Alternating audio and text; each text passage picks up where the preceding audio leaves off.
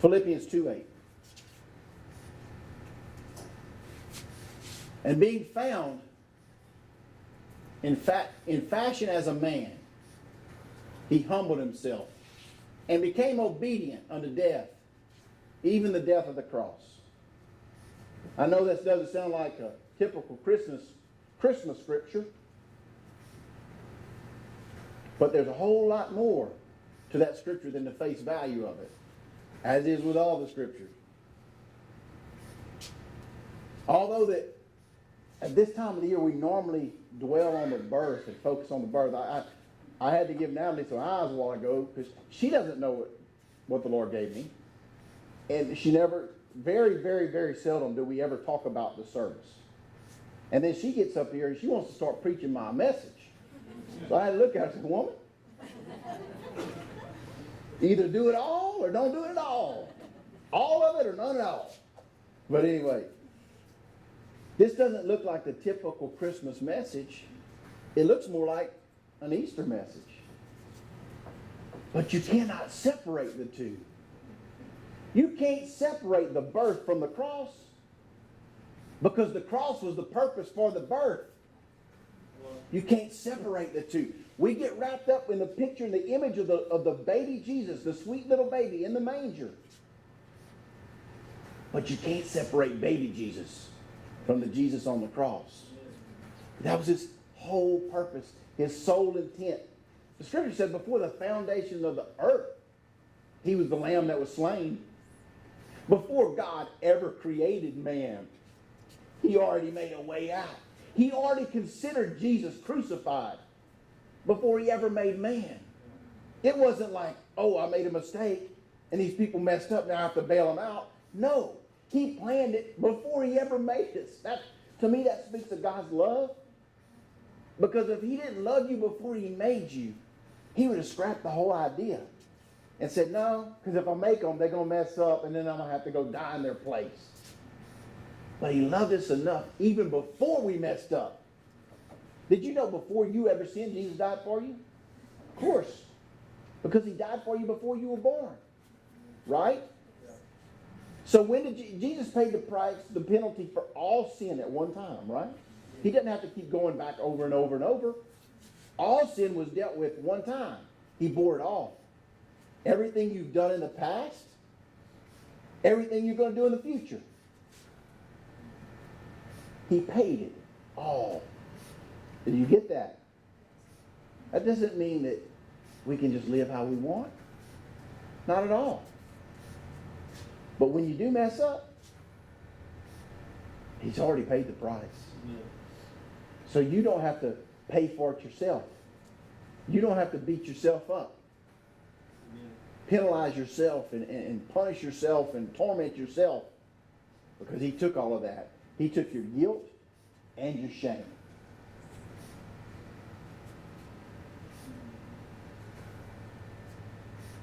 Christmas is about more than a sweet baby in a manger in Bethlehem.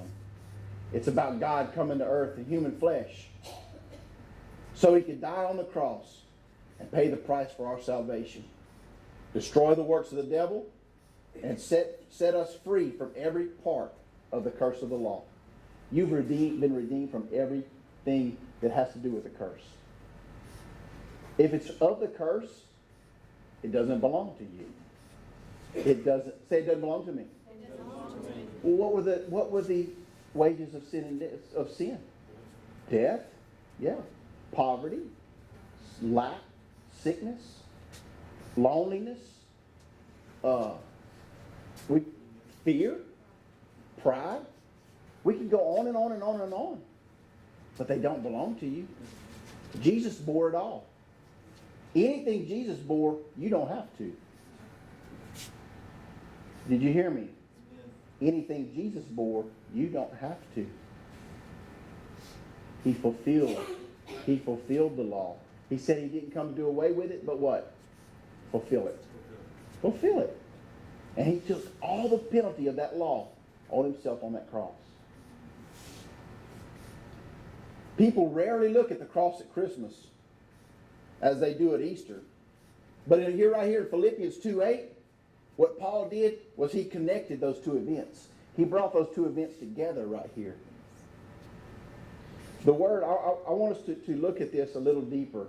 And we're going to get into the Greek a little bit. Because when you look at this scripture in the original Greek, it changes the way we might see it. The first part says, and being found in fashion as a man. The word fashion was used to translate the Greek word Shema. Shema.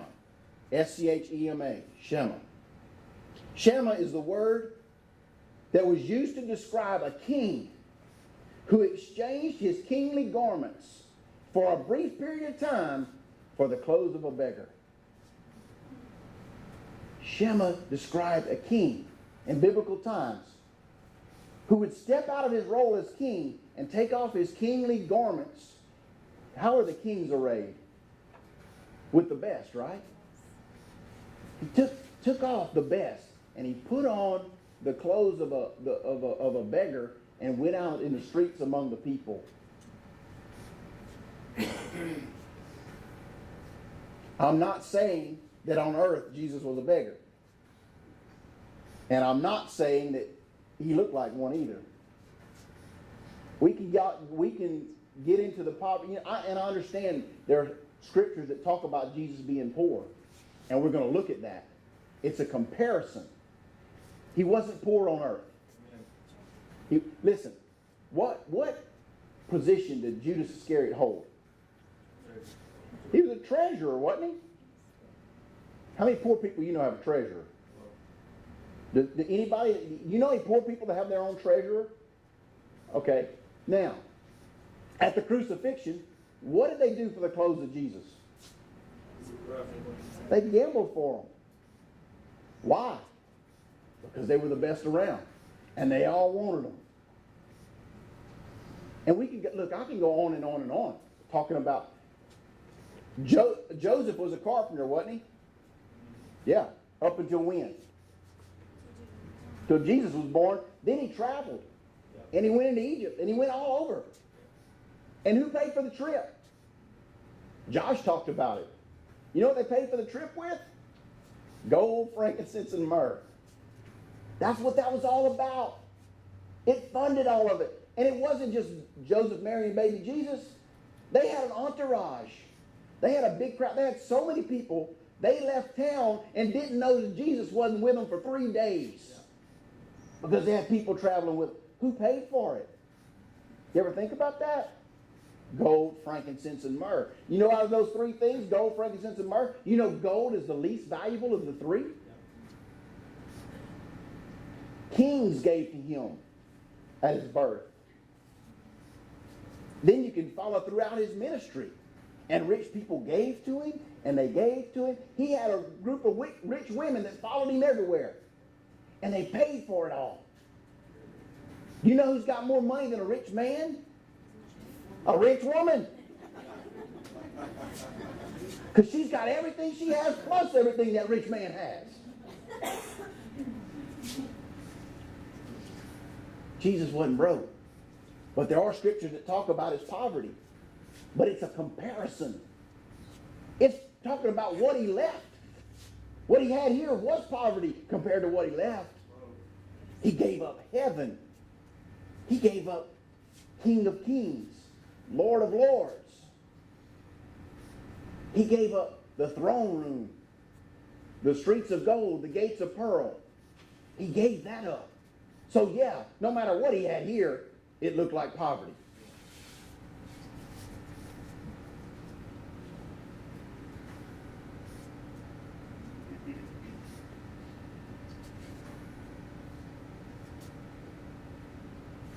He had all of the glory, the riches, and the goodness of heaven, and he left it for a body of flesh and an earthly existence.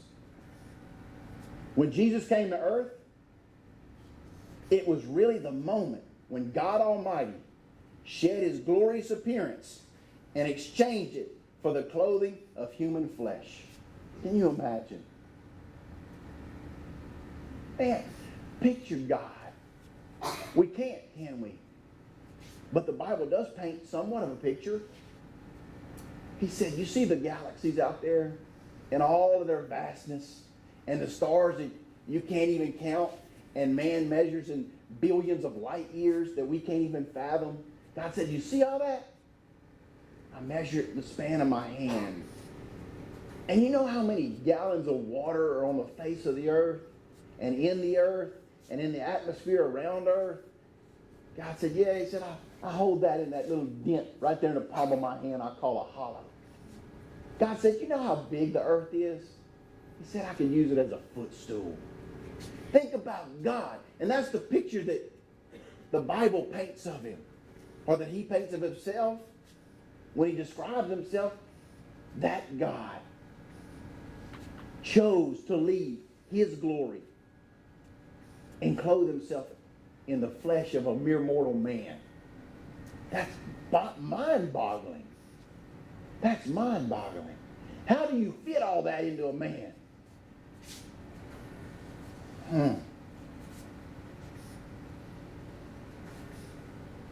It's the true story of the king who traded his kingly garments for the clothing of a servant because he loved you so much. Because he loved you so much. He goes on to say, he humbled himself. The word humble was used to translate the Greek word tapiano. Tapiano. Tapiano means willing to stoop to any measure needed. Man. Being found in the fashion. What do we say fashion meant?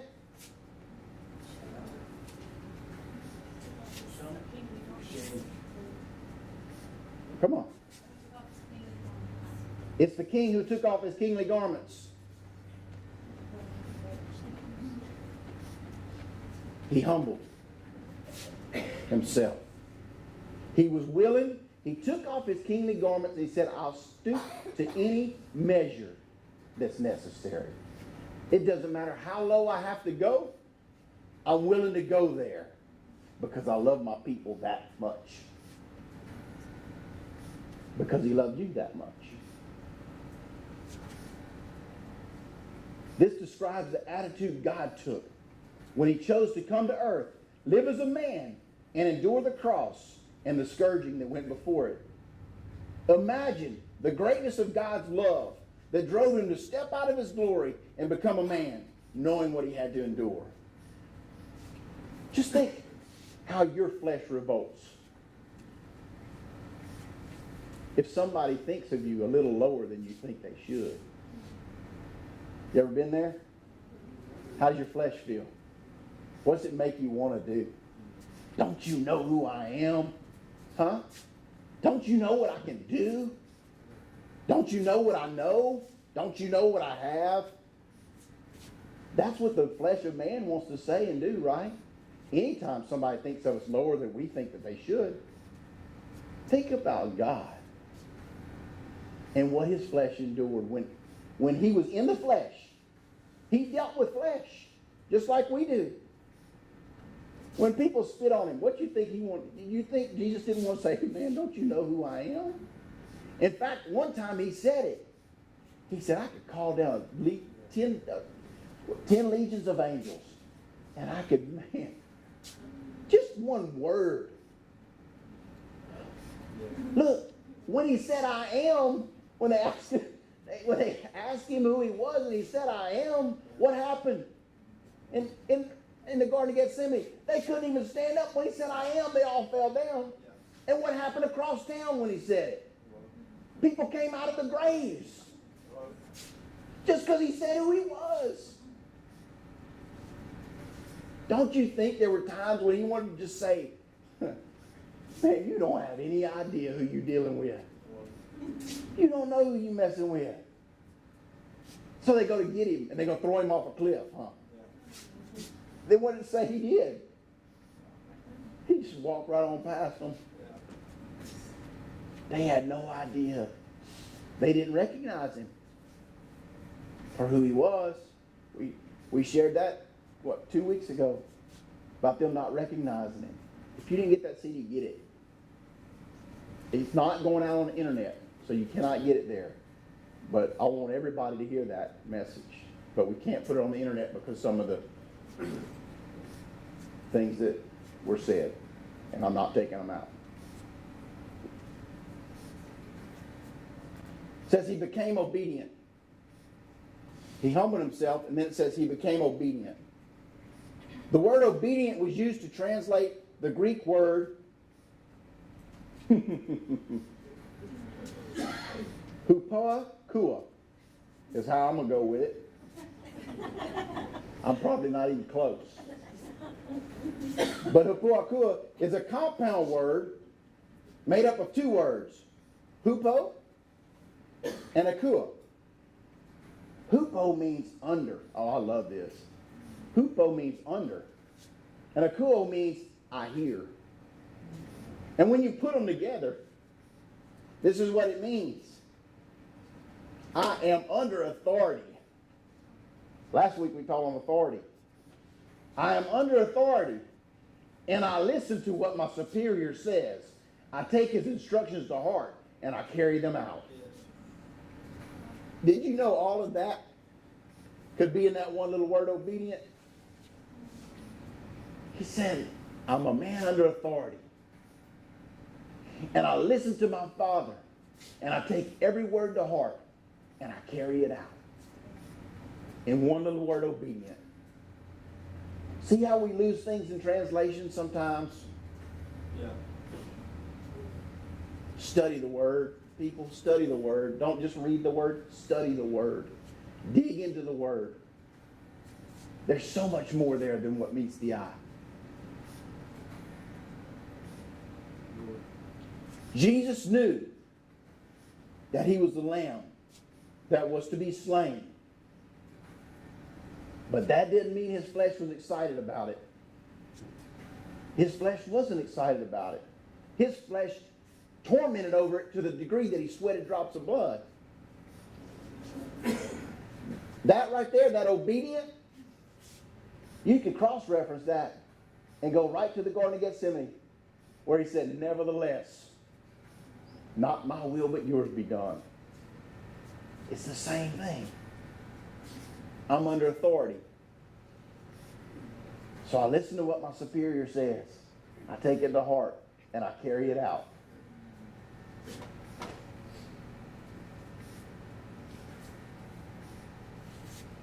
He humbled himself and became obedient to the plan of the Father, even knowing that the plan meant the cross. Then it says, unto death. He was obedient unto death. The word unto was used to translate the Greek word. Those letters aren't supposed to go together in that order. Mekri. Mekri. Mekri means to such an extent. That unto right there meant to such an extent. So obedient to such an extent as death. Jesus was willing to go to such an extent as to become a man and endure the full extent of the punishment that was due mankind. And the last part says, even the death of the cross. The word even was used to translate the Greek word de, D-E. De means even. Not even. Even! It was an emphatic word.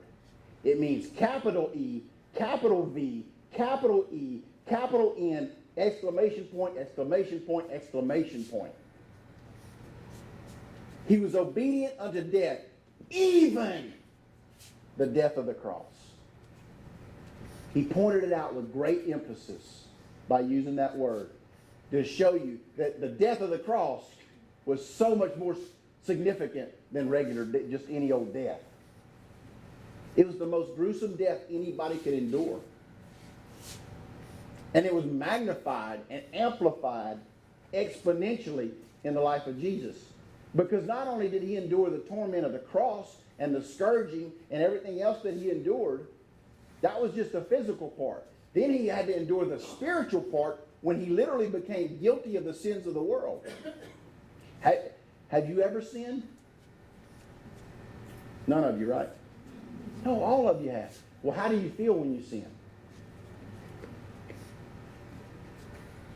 How do you feel when you get caught sinning? Huh? Wait, does it feel different when we get caught? Why? Comes a pride thing, right? But when we get caught in sin, we realize, or it sheds light on what's really taking place. Okay? Well, now, think of that feeling of guilt for what you did. But he had to feel the guilt of every sin ever committed. From Adam. You remember when Adam said, what Adam said a while ago, when he gave over dominion of the earth to Satan? Jesus took the guilt for that on his body. Then when Cain killed Abel, Jesus became guilty. Now, everything that's happened from then till now, everything you've done, everything anybody ever knows, everything you see about on the news, the horrific things that happen that I can't even watch because it torments me if I even listen to the news. Some of the things that they report. But Jesus became guilty of that. How would that feel? How would it feel to you? Yeah, but you don't live a sinless body, in a sinless body. You're numb to sin to a degree, aren't you? Aren't we all, to a degree, numb to sin? Of course we are. Because there's things, you can turn on your TV right now, and you'll see things that don't even affect you. But if you'd have seen them 10 years ago, they would affect you. Then if you'd have seen them in 1950, they would have appalled you. Right? But you're gradually numbed. Desensitized. He wasn't.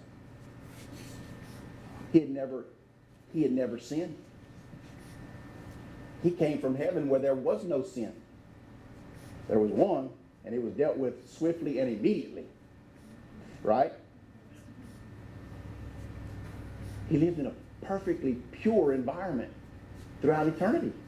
Now to become guilty of all the sin ever committed? Literally, not just an implied guilt, but by the Father declared guilty. My God, why have you forsaken me? Because the Father turned his head. Why? Because he couldn't look on the sin of mankind. Man, he had never been separated from the Father. Ever. Never been separated from the Father. Now the Father turns his back on him. My dad leaves. He'll leave Saturday. I don't like it. But he's never turned his back on me. The Father turned his back on him. Why? Because he loves you so much. Huh? I couldn't imagine turning my back on one of my kids.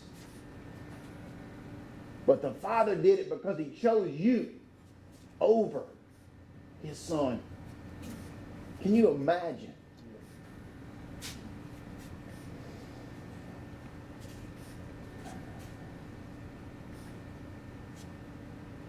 It was an emphatic word.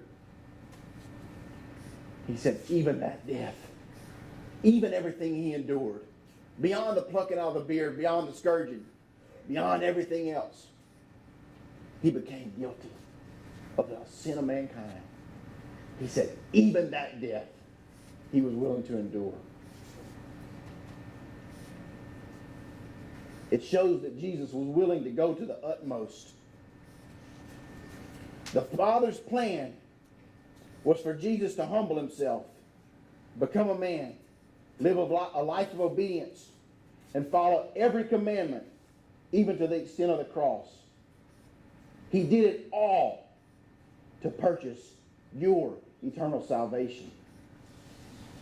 It was all because he loves you. It was all because he loves you. So that's what the baby in the manger was all about. You can't separate the baby in the manger from the suffering of Jesus on the cross. You can't. Because the sole purpose for that baby being born in that manger was so he could hang on a cross. That was his only purpose. For us, Christmas should be all about Jesus. For us, Christmas should be all about Jesus. But to God, Christmas was all about you. To God, Christmas was all about you. It wasn't about Jesus in a manger. Because Jesus in a manger was only for you. Only because of you.